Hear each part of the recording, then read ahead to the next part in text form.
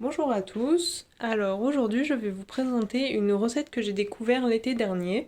C'est sucré salé, donc j'espère que vous aimez le sucré salé, sinon vous pouvez enlever le sucré bien sûr, mais ça serait dommage. C'est du riz agrémenté de dés de jambon et d'ananas.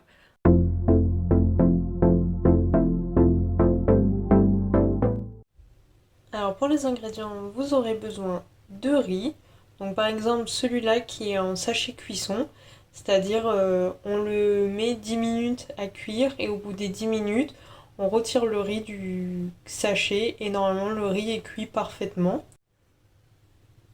Ensuite, vous aurez besoin d'ananas coupés en tranches entières ou en morceaux. Dans tous les cas, on les coupera en morceaux, donc c'est vous qui choisissez. Vous pouvez aussi prendre de l'ananas frais si vous préférez, mais par souci de conservation, je préfère les prendre en boîte, comme ça j'achète la boîte et je les prépare quand je veux. Vous aurez ensuite besoin de jambon. Donc ici c'est un talon de jambon que l'on achète au rayon de charcuterie à la coupe. Donc vous demandez à la personne qui sert un talon de jambon, c'est-à-dire c'est la fin du jambon qui ne peuvent plus servir en tant que tranche. Ou alors vous pouvez prendre carrément des boîtes de dés de jambon, ou si vous ne mangez pas de jambon, vous pouvez très bien prendre du poulet et ça sera sûrement aussi très bon. Vous avez bien sûr besoin de sel pour assaisonner l'eau du riz pour que votre riz ne soit pas fade. Pour les ustensiles, vous aurez besoin d'une casserole et d'une poêle, donc la casserole pour faire cuire le riz et la poêle pour faire chauffer le jambon et l'ananas.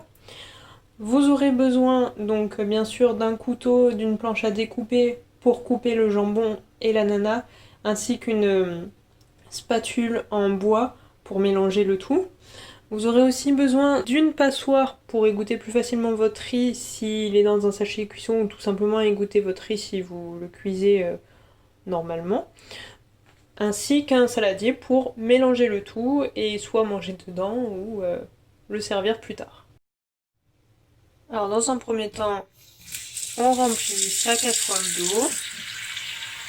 Pas trop pour ne pas que ça se renverse lors de la cuisson. Et assez pour que ça recouvre tout le riz. Donc bien sûr vous mettez de l'eau froide, c'est mieux. Ensuite on met l'eau à chauffer. Donc là j'ai une plaque à induction, ça cuit très rapidement, mais vous mettez à la température maximale. Je rajoute du sel dans l'eau, donc à vue d'œil.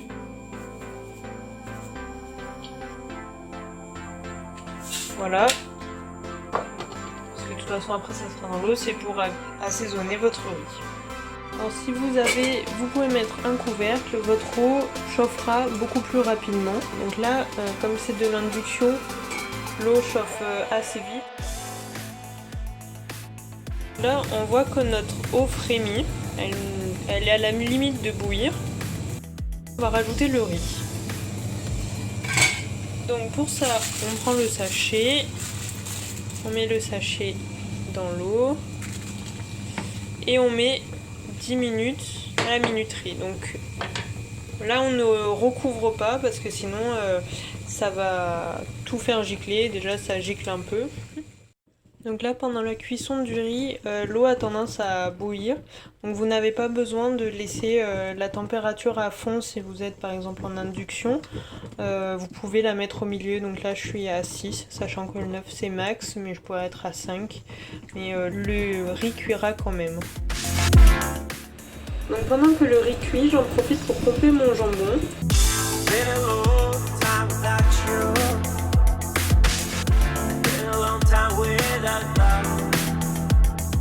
Donc là, je coupe des dés. Donc par exemple une tranche, et ensuite je fais des petits dés comme ça. Donc bien sûr, il faut se laver les mains avant de couper sa viande. Voilà, donc à peu près des dés comme ça. Voilà le talon de jambon coupé en dés et le talon que je vais conserver au frigo. Donc si vous êtes gourmandeur, bien sûr vous pouvez manger le talon en entier, mais moi ça me fait beaucoup trop. Donc ensuite, ces dés de jambon, nous allons les mettre à la poêle.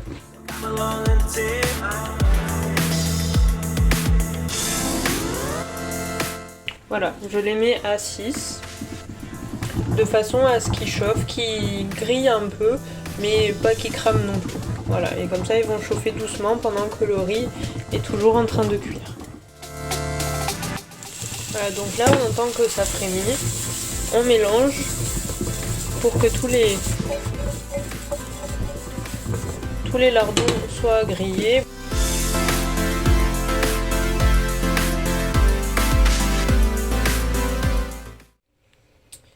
Donc une fois le riz cuit, au bout de 10 minutes, on l'égoutte. Donc comme je vous avais dit, c'est un sachet, donc c'est pratique de le récupérer.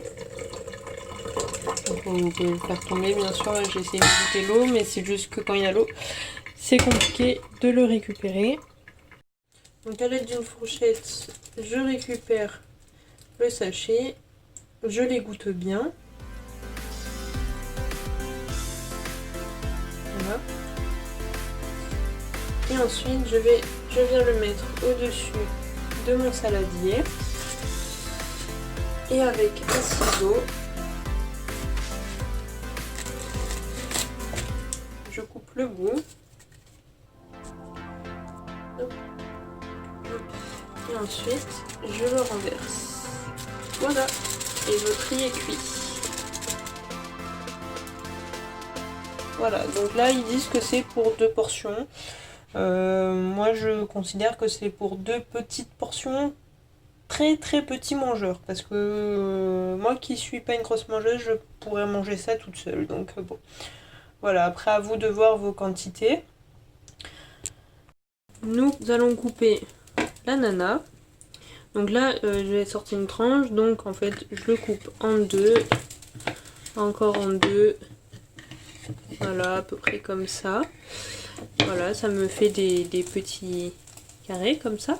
Et ensuite, je viens le déposer dans la poêle.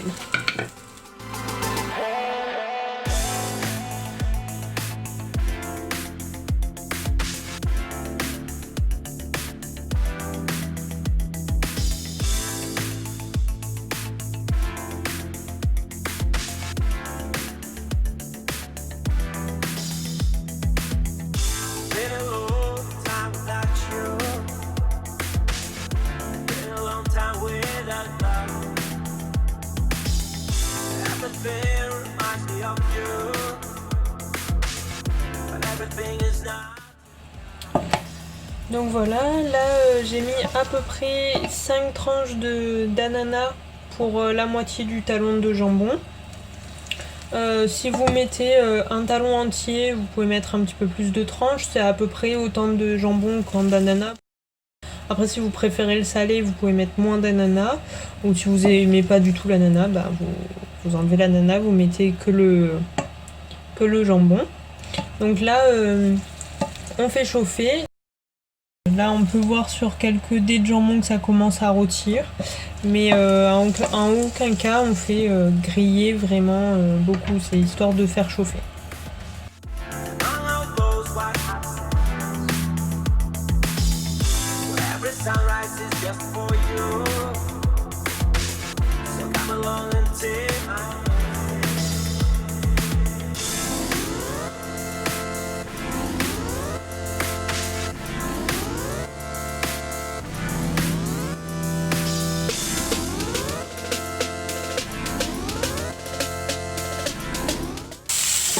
Donc là on va pouvoir retirer du feu et le mettre dans le riz.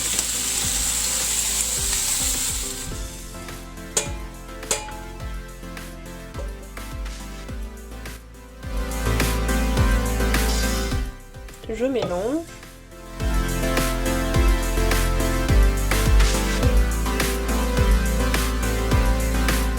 Et voilà, c'est prêt.